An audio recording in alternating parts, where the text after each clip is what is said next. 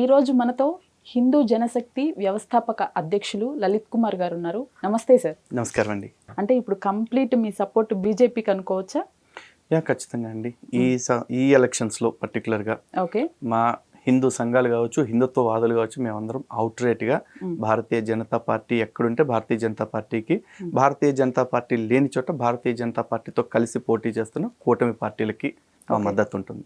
ఇక్కడ మన టీఎస్లో కానివ్వండి, ఏపీలో కానివ్వండి, ఒక రకంగా బీజేపీ సంబంధించి ఆల్మోస్ట్ ఓట్ బ్యాంక్ అనేది చాలా తక్కువ ఉంది.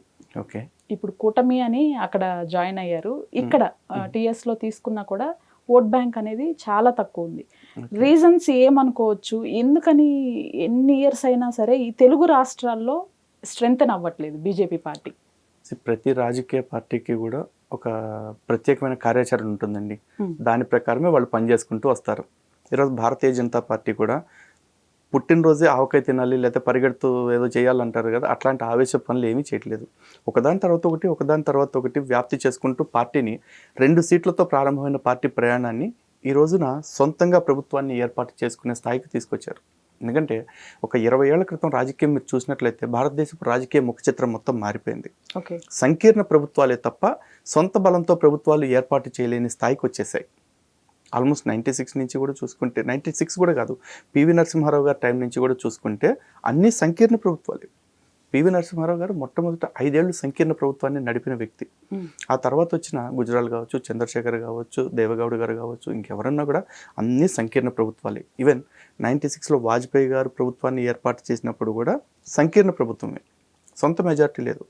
ఆ స్థాయి నుంచి ఈరోజు నరేంద్ర మోడీ గారు మిషన్ 270 అని పనిచేసుకుంటే 2014లో 282 సీట్ల సొంత మెజారిటీతోటి ప్రభుత్వాన్ని ఏర్పాటు చేసుకునే స్థితికి వచ్చారు. ఆ తర్వాత 2019లో యాంటీ ఇన్కంబెన్సీ అనేది కనిపించకుండా 302 సీట్లతోటి, అంటే ఇంకొక దాదాపు 30 సీట్లు 20 సీట్లు పెరిగి సొంత బలంతో మళ్ళీ అధికారంలోకి రావడం జరిగింది. ఈసారి కూటమితో కలిపి లేకపోతే ఇండివిజువల్ కానీ 400 సీట్లు సాధించాలి అనే లక్ష్యంతో భారతీయ జనతా పార్టీ పనిచేస్తుంది. అబ్కీ బార్ 400 పార్ అని చెప్పేసి నరేంద్ర మోడీ గారు చాలా గర్వంగా చెప్పారు. అండ్ అది సాధిస్తారన్న నమ్మకం కూడా మాకుంది. ఖచ్చితంగా ఒక 10-20 అటు ఇటు ఉన్నా ఖచ్చితంగా సాధిస్తారని చెప్పేసి మాకు నమ్మకం ఉంది. ఇకపోతే ఈ వ్యాప్తి విషయానికి చూసుకుందాం. మొదటగా భారతదేశపు ఉత్తరపు భాగంలో భారతీయ జనతా పార్టీకి స్ట్రాంగ్ హోల్డ్ ఏర్పాటు చేసుకున్నారు. ఆ తర్వాత ఇప్పుడు దక్షిణ భాగంలో భారతదేశానికి, అంటే ఈ దక్షిణ భాగం అని ఎందుకు చెప్తున్నాను అనేది కూడా చెప్పాల్సింది. ఈరోజు కర్ణాటకలో సొంతంగా భారతీయ జనతా పార్టీ ప్రభుత్వం ఏర్పాటు చేసే స్థితికి వచ్చింది.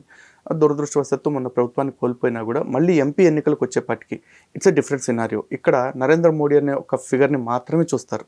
ఆయన పర్సనాలిటీని ఊహించుకుని అక్కడ క్యాండిడేట్తో సంబంధం లేకుండా వేళ్ళన్నీ కూడా కమలం వైపు వెళ్తూ ఉన్నాయి.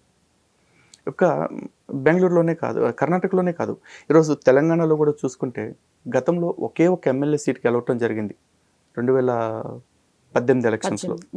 కానీ 2019లో 6 నెలల తర్వాత జరిగిన ఈ సార్వత్రిక ఎన్నికల్లో నలుగురు ఎంపీలను గెలవటం జరిగింది భారతీయ జనతా పార్టీ తెలంగాణ రాష్ట్రం నుంచి. అంటే 6 నెలల్లో పార్టీ గ్రాఫ్ ఎంత పెరిగింది అనేది చూడవచ్చు. మొన్న కూడా చూసుకున్నట్లయితే ఎమ్మెల్యే ఎలక్షన్స్లో కూడా గణనీయమైన శక్తిని ప్రదర్శించడం జరిగింది. ఇప్పుడు మళ్ళీ ఎంపీ ఎలక్షన్స్కి వచ్చేపాటికి అగైన్ పార్టీలో ఇక్కడ క్యాండిడేట్ ఎవరు నిలబడుతున్నారు, అపోజిషన్లో ఎవరు నిలబడుతున్నారు, ఇవి ఏమీ చూడరు. పైన మోడీ అనే ఒక వ్యక్తి ఉన్నారు. ఆ మోడీ అనే వ్యక్తి భారతదేశాన్ని విశ్వగురువుగా చేయడానికి ప్రయత్నం చేస్తున్నారు. కాబట్టి మోడీ కోసం మోడీ ఎటుంటే అటు నొక్కటమే, అది కమలంపై గుర్తుని గుద్దటమే. కానీ బీజేపీ అంటే కేవలం హిందూ దేవాలయాలు, హిందువుల గురించి దాని గురించే అభివృద్ధి ఉంటుంది తప్పితే వేరే సంబంధించి సంక్షేమ పథకాలు, ఇండియా డెవలప్మెంట్స్ అనేవి చాలా తక్కువ జరిగినాయి అనేది చాలా మంది వాదన. దీనికి మీరు ఏకీభవిస్తారా? చాలా మంది వాదన అనే కంటే కూడా చాలా మంది యొక్క ప్రచారం అండి అది. దాన్ని ఖచ్చితంగా ఏకీభవిస్తాను. ప్రచారం అనేదాన్ని ప్రచారం అనేదాన్ని ఏకీభవిస్తాను. కానీ ఇక్కడ వాస్తవం ఏంటి అనేది ఒకసారి చూద్దాం. 2024 ఎన్నికల కోసం మోదీ గ్యారంటీ అని చెప్పేసి ఒక మేనిఫెస్టో రిలీజ్ చేయడం జరిగింది.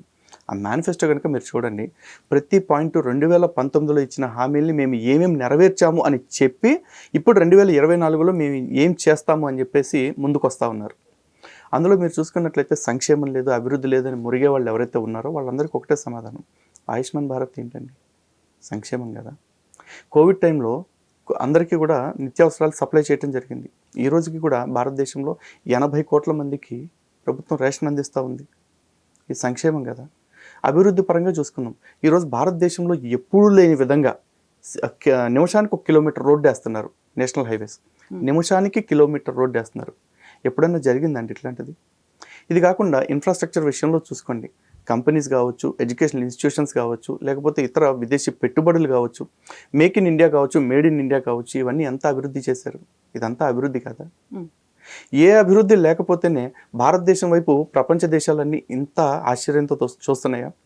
ఇంతకుముందే మనం చూసాం, మన దేశ ప్రధానమంత్రి విదేశాలకు వెళ్తే అధ్యక్షులకి వంగి వంగి సలాములు చేసేవాళ్ళు.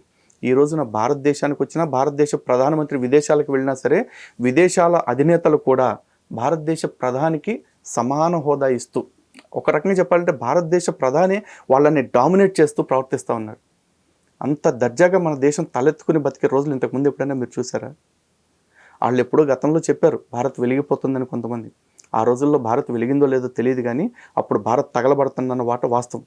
కానీ ఇప్పుడు భారత్ వెలిగిపోతూ ఉంది. ఆ వెలుగులకి కారణం నరేంద్ర మోదీ.